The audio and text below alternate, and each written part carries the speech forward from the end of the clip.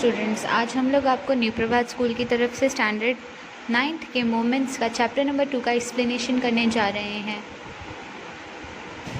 Chapter number 2 the adventure of Toto. यहाँ पर हमें टोटो के एडवेंचर के बारे में जानने मिलेगा।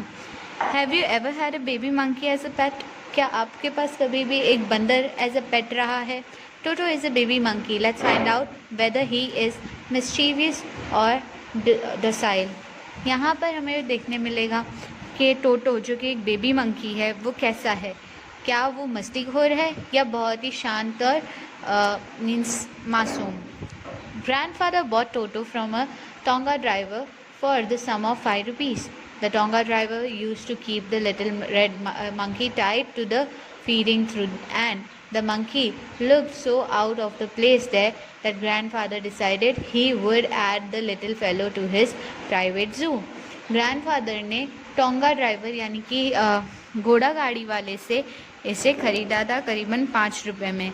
वो टोंगा ड्राइवर उसे खाने की चीज़ों के साथ बांधे रखता था और उसे खाने को तो देता था, लेकिन वो मंकी वहाँ खुश नहीं दिखाई देता था। तब ग्रैंडफादर ने डिसाइड किया कि वो उसे अपने साथ रखेंगे और उसे अपने प्राइवेट यानी पर्सनल जू में ऐड करके वहाँ अपने साथ रखेंगे। Toto was a pretty monkey.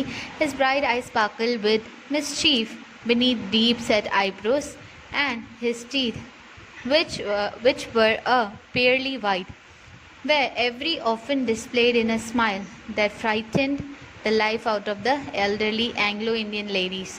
But his hands looked dried up as though they had been pickled in the sun for many years. Yet his fingers were quick and wicked, and his tail, while adding to his good looks, grandfather believed a tall wood add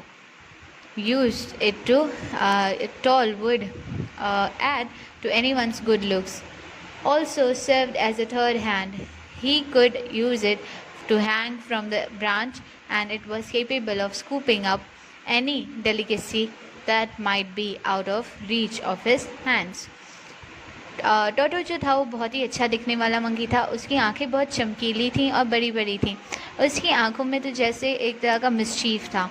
उसके eyebrows के नीचे घने eyebrows में उसकी आंखें एक अलग ही आकार दिखाती थी। उसके दांत जो थे वो पूरे पर्ल की तरह सफ़ेद थे, और जब भी वो मुस्कुराता उनमें से उसकी वो मुस्कुराहट दिखती। और जो एंग्लो इंडियन लेडीज़ थी वहाँ पर, एंग्लो इंडियंस मीन्स जिनके पेरेंट्स में से कोई एक इंग्लैंड का हो और एक इंडिया का, तो उसे एंग्लो इंडियन कहा जाता है।